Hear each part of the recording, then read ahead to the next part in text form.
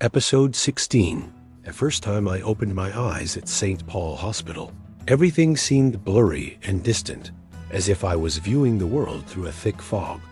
I was hospitalized in Unit 10, a place that would become both my prison and my sanctuary in the months ahead. By that time, my English had improved through daily communication with other patients and nurses.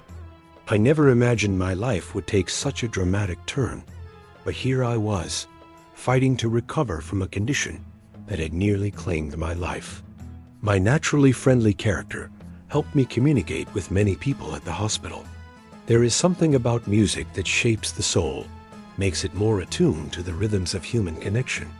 Everyone treated me well, especially the nurses who seemed to appreciate my efforts to remain positive despite my circumstances. Among them was Linda, who showed me extraordinary kindness from the beginning. She liked me a lot and showed tremendous sympathy and love toward me. I noticed she gave me more of her time compared to other patients. During my recovery, she was the one completely taking care of me, giving me showers and baths, changing my clothes, and much more. Sometimes I felt very uncomfortable remembering those days and what she did with me in the hospital. It wasn't always appropriate, but slowly I accepted the facts and my situation. When you are dependent on others for everything, even the simplest tasks like eating or using the bathroom, your sense of dignity changes. You learn to accept help in ways you never thought possible. Besides Linda, I was also inappropriately touched by other nurses who pushed against my private parts under the guise of medical care. Despite these uncomfortable experiences, I remained grateful for the care that was saving my life. Linda was always asking about my family. During our quiet conversations, when the hospital corridors grew silent in the late evening, she would sit by my bed and inquire about my mother, my brothers, my life before Canada. She seemed genuinely concerned and wanted to help bring them to Canada. That was a great offer during those difficult times when I felt so alone, and I was happy to accept it. The thought of reuniting with my family gave me something to fight for beyond my own recovery. Meanwhile, I started intensive physiotherapy with a determination that surprised even my doctors. Each session was painful, exhausting, but I never complained. With strong determination forged through years of disciplined musical practice, I made significant progress. I became able to operate the wheelchair by myself and could move my legs slowly. The biggest achievement of my life at that point. All the doctors at the hospital congratulated me on my progress and registered my name in the hospital Hess Book of Achievements. According to information I received from one of my doctors, I was the only patient in all of Canada to survive Guillain-Barré syndrome with such severity. Before me, there was a 17-year-old girl who was affected by the same syndrome, but unfortunately, she didn't survive. The doctor congratulated me on my fast recovery, attributing it to my extraordinary will to live. Perhaps he was right. The same determination that had helped me escape Afghanistan and build a new life had now saved me from this devastating illness. One night at the hospital, after most nurses finished their shifts, and the ward was quiet except for the steady beeping of monitors and the occasional squeak of rubber-soled shoes on linoleum, Linda came to my room with a mischievous smile. She told me she wanted to take me for a little adventure around Vancouver in her car. I was excited, but concerned about how we could go for a ride when I was in a wheelchair and could barely walk. She assured me not to worry, saying she would help me. That night, she pushed my wheelchair to the hospital parking lot. The cool evening air a welcome change from the antiseptic smell of the hospital. She positioned me next to her car, opened the front door, and helped me sit in the front seat. She left the wheelchair in the parking lot, a temporary abandonment of my medical identity. Our escape from the hospital went smoothly, without anyone questioning our departure. She drove me around the city, the lights of Vancouver creating a magical landscape unlike anything I had seen in Afghanistan.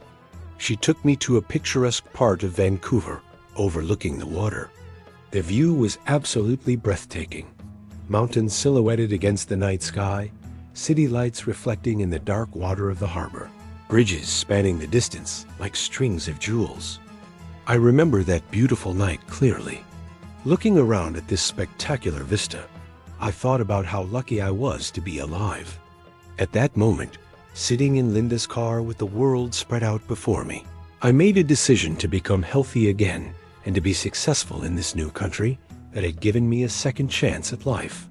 During these deep thoughts about my future, I suddenly felt Linda's warm lips on mine, pulling me back to the present moment.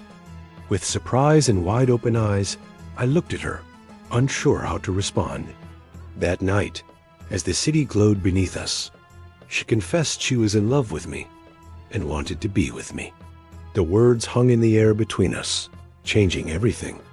I was very surprised and confused because she was much older than me, perhaps 20 years my senior. But her love and kindness, the care she had shown me when I was at my most vulnerable, blinded me to this fact. In a country where I had no one, her affection seemed like a lifeline I couldn't reject. Before returning to the hospital, she made one more stop. At her house, a small but neat apartment in a quiet neighborhood. After spending a few hours in her bedroom, she smuggled me back to the hospital before dawn. Our secret adventure, known only to us. Life took another unexpected turn when I received news that my mother and two brothers, Fawad and Bahram, had settled in Kiev. This was wonderful news that gave me hope in the midst of my recovery. A thought that they had escaped the worsening situation in Afghanistan lightened my heart considerably. Around this time, the hospital transferred me to another specialized facility called G.F. Strong for my continued recovery and rehabilitation. By then, I had already learned to walk again, though unsteadily, and was regaining my strength day by day. Each small improvement, being able to hold a cup without dropping it, taking a few steps without support, dressing myself, felt like a monumental achievement. After a few more months of intensive therapy and hard work, I was finally discharged from the hospital. I remember that day vividly, standing outside the building that had been my home for so long, feeling the sun on my face, overwhelmed with gratitude. I felt immensely thankful to God for giving me another chance at life, and to all the people who had helped me during my illness. The doctors who had diagnosed me correctly when others might have missed it, the therapists who had pushed me to keep trying even when progress seemed impossible, the nurses who had cared for me with dignity, they had all played a role in my survival and recovery. During my sickness, I had lost significant time, nearly a year of my life spent in hospital beds and therapy rooms. Now it was time to start a fresh life and make up for what I had lost. As I considered my options, I realized it would be difficult to resume working as a professional musician in Vancouver without better English skills. The music scene here was different from what I knew in Afghanistan, and I needed more than just my talent to succeed. So I made a practical decision. I would go to school and learn something new, a skill that could help me find good employment in Canadian society while I worked on improving my music career on the side. Vancouver Courier College seemed the best option at the time, offering practical programs that could lead directly to employment. After applying, I needed to pass several exams before I could start studying. On the day of the examination, I sat nervously in a room with other applicants, my palms sweaty as I stared at the test papers. I was nervous but enthusiastic about getting into the program, seeing it as my pathway to a new beginning. The test consisted of multiple choice questions, most of which were unfamiliar to me. I answered logically, circling A, B, or C based on what seemed most reasonable, my limited English making the process more challenging than it might have been for others. A few days later, I received a letter informing me that I had passed the exams and was accepted to study property management at Vancouver Courier College. It seemed an unusual path for a musician, but I was determined to make it work. When the program started, however, I found myself struggling more than I had anticipated.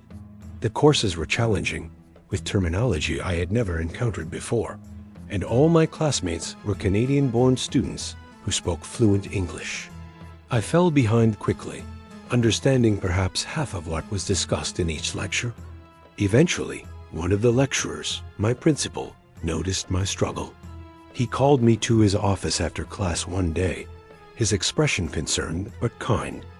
He asked how I had gotten into the program without secondary English education, noting that my written assignments showed significant language difficulties.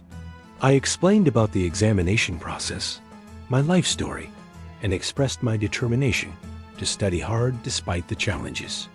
I think my sincerity touched him, because that day, my teacher gave me invaluable advice that would change the trajectory of my education. He suggested I bring a small voice recorder to record all lectures, then go home, listen to them repeatedly, and practice the material until I understood it. This simple suggestion was a turning point. I purchased a recorder that very day and began using it in every class. This advice changed everything. I started working extremely hard, day and night, replaying lectures, looking up words, practicing concepts, and gradually mastering the material that had seemed so impenetrable. Finally, after months of dedicated study, I completed the college program with very high marks, surprising both my teachers and myself.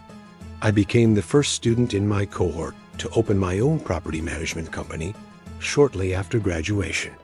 I began managing several buildings in Vancouver, applying what I had learned and building a reputation for reliability and honesty. My life started to take a positive direction I never thought possible after my illness. From a hospital bed where I couldn't move to running my own business, the transformation seemed miraculous at times. The road to recovery wasn't just physical. It was a journey to rebuild my entire life in a new country. Each small victory, from moving my fingers to passing an exam, felt monumental. Though some experiences in the hospital were uncomfortable and confusing, they were part of a larger story of survival and adaptation. As I learned to navigate this new world, I carried with me the music in my heart and dreams of reuniting with my family. The melody of my life had changed, but I was determined to make it beautiful once again.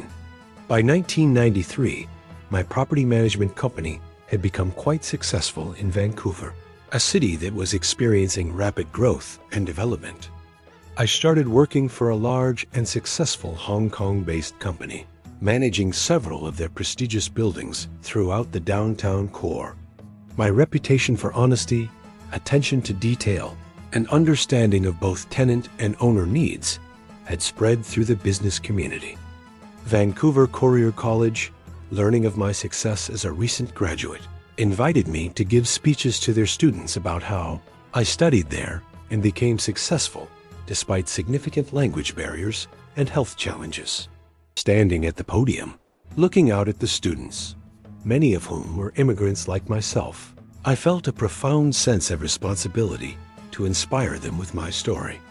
I told them about recording lectures, about studying until midnight every night, about refusing to give up even when the path seemed impossible.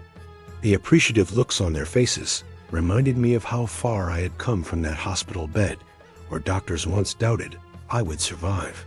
My goal in life was twofold: to become a prosperous businessman alongside pursuing my music. I never abandoned my first love, the melodies and rhythms that had defined my identity in Afghanistan. I dreamed of making enough money to help my family and open my own recording studio in Vancouver, a place where I could reconnect with this essential part of myself and perhaps help other immigrant musicians maintain their cultural heritage. Meanwhile, Linda and I continued our relationship, though it had evolved from its unusual beginning. We began the complex process of sponsoring my mother and two brothers with the help of a local church to bring them to Canada. The process was long and filled with bureaucratic challenges, but promising. Each form we filed, each letter of support we gathered, brought my family one step closer to joining me in Vancouver. I sent money to Kiev regularly, ensuring they had what they needed while we navigated the immigration process. Slowly, as my business prospered, I started purchasing musical instruments to build my dream studio: professional, keyboard, guitars, and drums. Each acquisition was like welcoming back an old friend. I would play in the evenings after work, the familiar sounds soothing my soul and connecting me to the homeland I had left behind. My fingers, once paralyzed by illness, now moved deftly across the instruments, a daily reminder of how blessed I was to have recovered. I also began saving money to invest in real estate, not just as a property manager, but as an owner. After careful research and planning, I purchased my first apartment in downtown Vancouver. My first purchase was located at Burrard and Davie Street, in the heart of the city. It was a modest one-bedroom unit, nothing fancy, but it represented a significant milestone in my journey. Immediately after buying it, I made some improvements and renovations, applying what I had learned from managing properties for others. New countertops, updated bathroom fixtures, fresh paint, small changes that significantly increased its appeal to potential renters. I was able to rent the apartment for a good amount of money, enough to cover its mortgage and even generate a small positive cash flow each month. This success gave me the confidence to continue investing, a path I might never have discovered without the unexpected turns my life had taken in Canada. After 1 year, with property values in Vancouver rising steadily, I decided to sell that apartment for a significant profit and leverage my gains to buy 2 more apartments in downtown Vancouver. My business strategy continued to flourish as I reinvested profits and expanded my portfolio. I eventually owned up to 10 apartments in downtown, plus a few houses throughout the metropolitan area. Buying and selling property became not just my profession, but my hobby and passion. The thrill of finding undervalued properties and transforming them into profitable investments never diminishing. In a very short time after all the miseries in my life, political persecution, near-fatal illness, the challenges of immigration, God had blessed me with everything I had dreamed of and more. The path that led me to this success was filled with unexpected turns that I could never have anticipated when I fled Afghanistan years earlier. I often thought about my journey during quiet moments, marveling at how circumstances that seemed disastrous at the time had ultimately led to opportunities I might otherwise never have discovered. The political turmoil that forced me to leave my homeland, the mysterious illness that nearly took my life, and the countless obstacles I faced as an immigrant trying to build a new life, all had shaped me in profound ways, developing resilience and adaptability I never knew I possessed. When I first arrived in Vancouver, escaping the deteriorating situation in Afghanistan, I never imagined I would become a property manager and real estate investor. Music had always been my passion and profession, my identity intrinsically linked to the cultural traditions I had studied for years. In Afghanistan, I had been known and respected for my vocal performances, at national TV and the radio, singing in festivals and cultural events. But life had other plans for me, and I learned to adapt and find new paths to success without abandoning my musical heritage. The transition wasn't easy by any measure. There were nights when I lay awake in my small rented room, homesick and uncertain about my future in this strange new country. The memories of my homeland would flood back, the majestic mountains, the vibrant music festivals, the familiar faces of family members and friends I had left behind. The sounds and smells of home would seem so vivid that for a moment I could almost believe I was back there. But each morning, I would push those feelings aside and focus on building my new life, one step at a time, driven by the knowledge that I could not return to Afghanistan. Learning English was one of my biggest challenges, a struggle that continued even after I left the hospital. I remember the frustration of trying to express complex thoughts with a limited vocabulary, struggling with pronunciation, grammar, and idiomatic expressions that native speakers used effortlessly. Sometimes people would smile politely, but clearly not understand what I was trying to say. Other times, they would speak too quickly for me to follow, and I would nod as if I understood, too embarrassed to ask them to repeat themselves.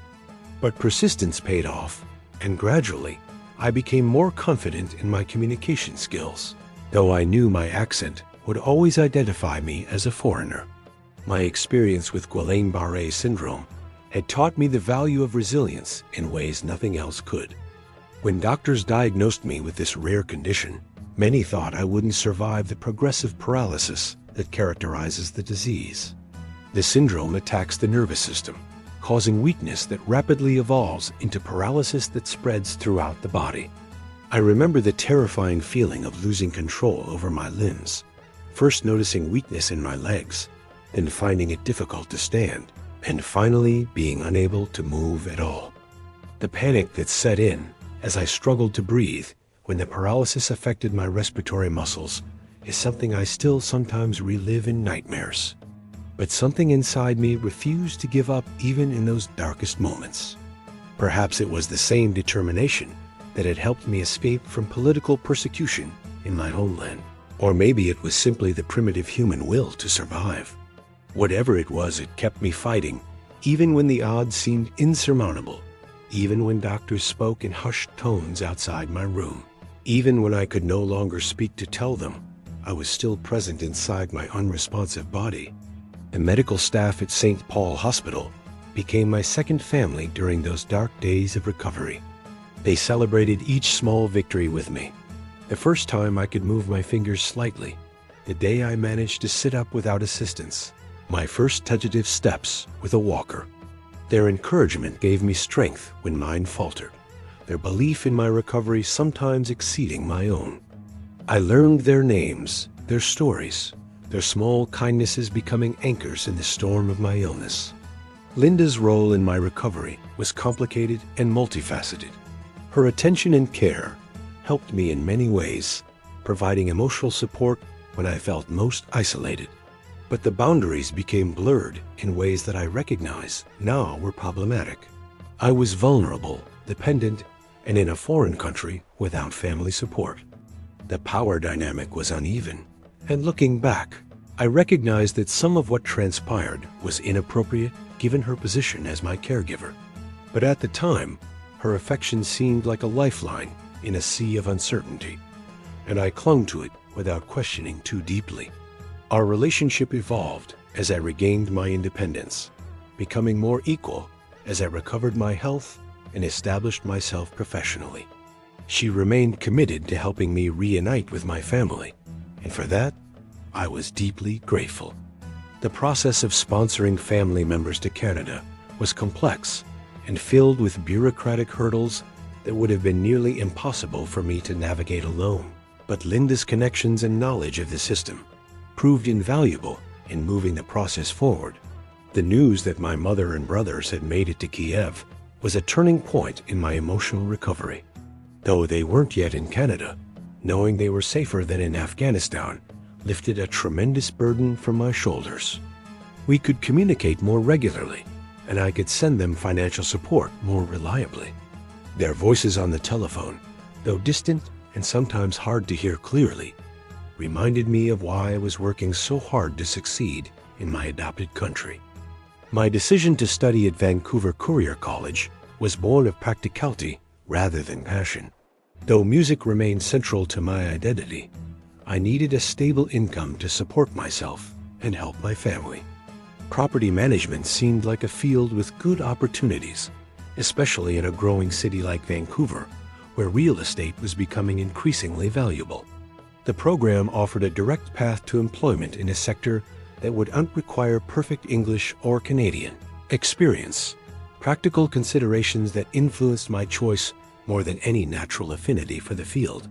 The day I walked into my first class, I felt like an imposter among the Canadian-born students with their casual confidence and perfect English. Everyone else seemed so at ease, so familiar with the material and the language of instruction. I sat in the back row, trying desperately to make sense of terms and concepts that were completely foreign to me. By the end of that first week, I was ready to quit, convinced I had made a terrible mistake in thinking I could succeed in this field. But then I remembered all I had overcome: political persecution that had forced me to flee my homeland. A near-fatal illness that had left me paralyzed, rebuilding my life in a strange land where everything from the food to the social customs was unfamiliar. If I could survive all that, surely I could master property management concepts and terminology. So I bought that voice recorder my teacher recommended, and it became my most valuable possession, my key to understanding and success.